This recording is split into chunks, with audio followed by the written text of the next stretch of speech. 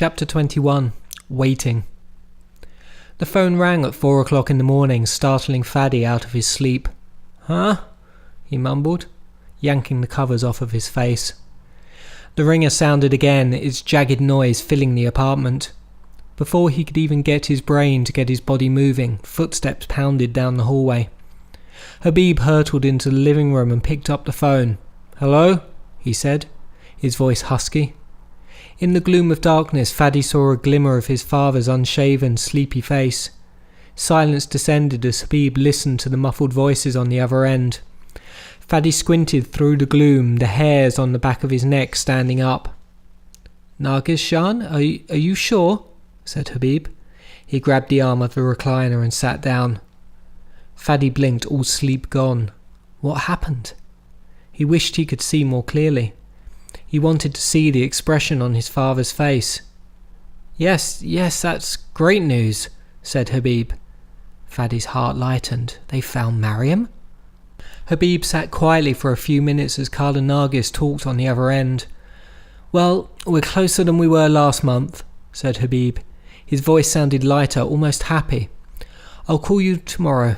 Zafuna will want to get all the details." After his goodbyes, he hung up the phone and sat as still as a stone.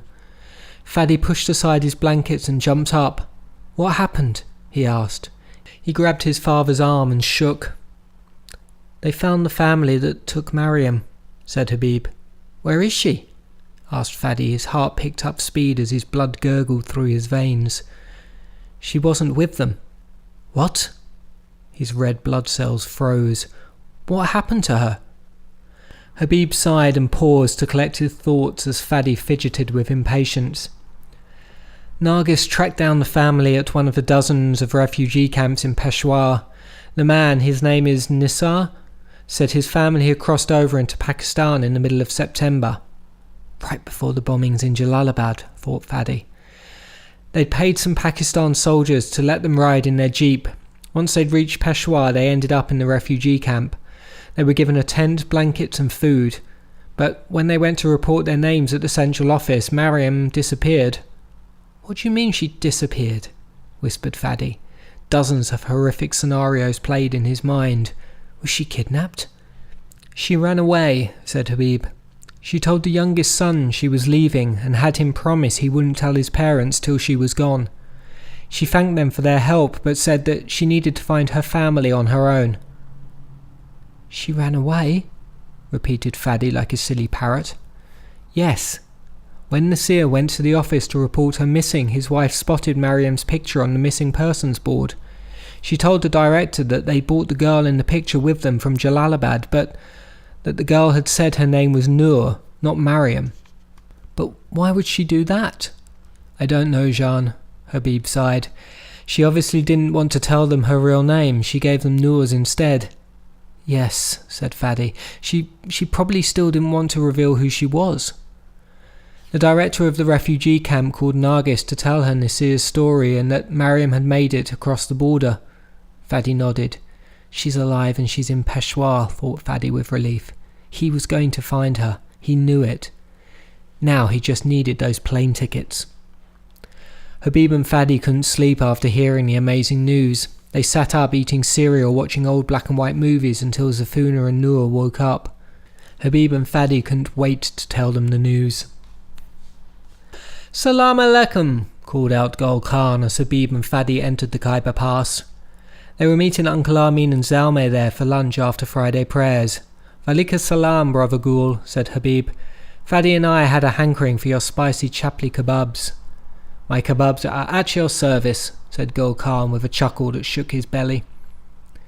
Faddy inhaled the juicy, meaty smells coming from the kitchen and his stomach growled. His appetite had improved since he'd learned Mariam had made it to Peshawar. But now, a month and a half later, his family's relief was fading. Carla Nargis had men looking all over Peshawar but hadn't been able to find a single trace of her. Ever since the US bombings of Jalalabad, the flood of refugees had increased tenfold, causing more confusion and chaos along the border. Faddy had hoped that by some miracle Mariam would have turned up at their aunt and uncle's clinic, but it hadn't happened. So Faddy had knelt extra long on the prayer mat at the mosque, asking Allah for Mariam's protection, and for help in winning the competition. The Imam's khutbah that week had given him hope. The topic had been the Prophet's job and how his patience and devotion to Allah had persevered no matter what calamity had befallen him, even when his body had been covered with painful sores. In the end, in reward for his patience and devotion, Allah had granted him health, family and wealth. According to Miss Bethuna, the results of the competition had been mailed out earlier in the week, and Fadi's nervousness was growing despite his attempt to be patient. Think positive. With my camera skills and Arn's help, I've got to win. He took a seat across from his father at a table next to the window. Well, the talk of the town is Hamid Karzai's election, said Gul Khan, bringing them hot bread and a bowl of salad. It sure is, said Habib. Did you know that Hamid Karzai's brother has an Afghan restaurant in San Francisco? Said Gul Khan. I bet he's going to get a lot of business after his brother's election, he added wistfully. Salam, Gul Khan, came Uncle Armin's booming voice as he entered the restaurant. Walaikum salam, responded Gul Khan. Sit down, the kebabs are nearly done. Uncle Armin detoured to the bathroom while Zalmay grabbed a seat next to Fadi.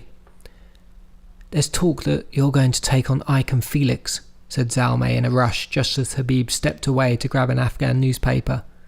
Fadi frowned. News sure got around. It's not like we want to fight them or anything, whispered Fadi, but they keep harassing kids, so we're going to deal with them. Zalmay's usually cheerful face was marred with worry. I don't know, man. You don't want to make enemies out of those guys. I hear Felix's parents are some big-time lawyers with a huge office in the city. Oh, said Fadi. He hadn't known that. Yeah, they do all the legal stuff for the Filipino community. Quiet, shushed Fadi, as Habib sat down with the paper. There was a big picture of a bearded man in a woolen karakul hat on the cover. Can you believe the Afghan opposition groups actually met in Bonn, Germany, and elected a Pukhtan? Said Uncle Armin as he returned. Before being a Pukhtan, he's a good man, said Habib with a smile. He was chosen by all parties in the Jirga, including the Northern Alliance. That he was, said Uncle Armin. I'm just surprised they chose him, since he supported the Taliban at one point. Times change. Many of us had higher hopes for the Taliban, murmured Habib. After Karzai helped throw out the Soviets, he worked with the Taliban until they turned on him. Karzai didn't want to be their ambassador to the United Nations either. Uncle Armin laughed. Well, it's a tough position to fill.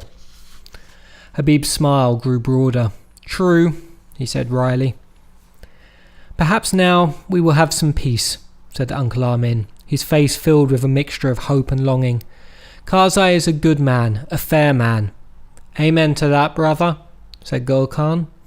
He carried a steamer plate of kebabs and rice and plopped it down in front of them. Amen is right, thought Fadi. He looked glumly at the article on Karzai's hopes for the Afghan Transitional Administration. Maybe things in Afghanistan would get better. Maybe if they'd stayed there another 6 months, they wouldn't have had to leave. And then maybe they wouldn't have lost Mariam. Fadi sighed. That was too many maybes.